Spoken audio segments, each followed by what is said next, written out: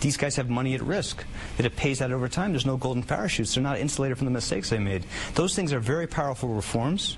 Frankly, there has not been enough progress to it, but it takes the leverage legislation will bring to bring that about. In terms of the overall politics here, the sort of the rap that you've gotten, and I don't know if it's deserved or undeserved, and you can make your case, is that you're a little allergic to populism.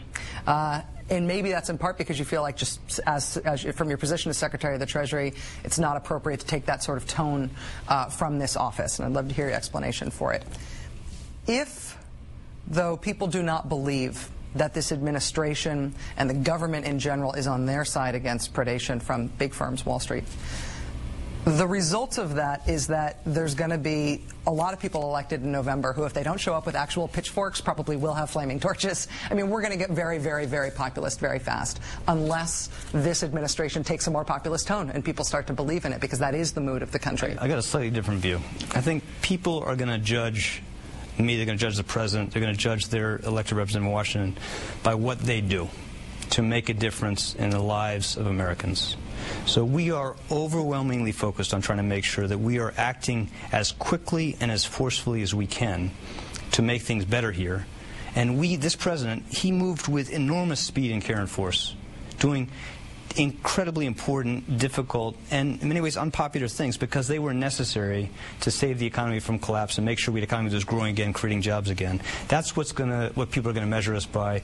If we don't focus on that every day, then we're going to be in a position where we're going to leave the economy much weaker, Americans losing even more faith in their government, and that's what guides all the actions we're making. We're trying to focus on what's going to make the biggest difference as quickly as possible in things that matter to not just the basic lives of Americans, but their confidence in government again. Because again, this government, the government of the country, failed them terribly.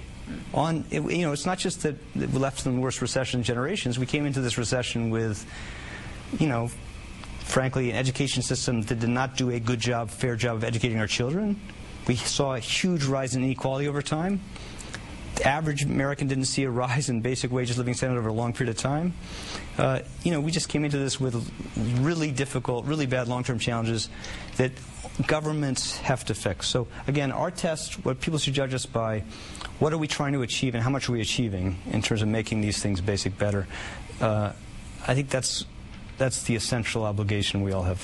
Secretary Timothy Geithner, you're a busy guy. Thank you for your time. Nice to see you. Nice to see you. Thank you. There's some behind-the-scenes photos of the show's field trip to the Treasury Department today at the Maddow blog online, if you're so inclined to look at that sort of stuff.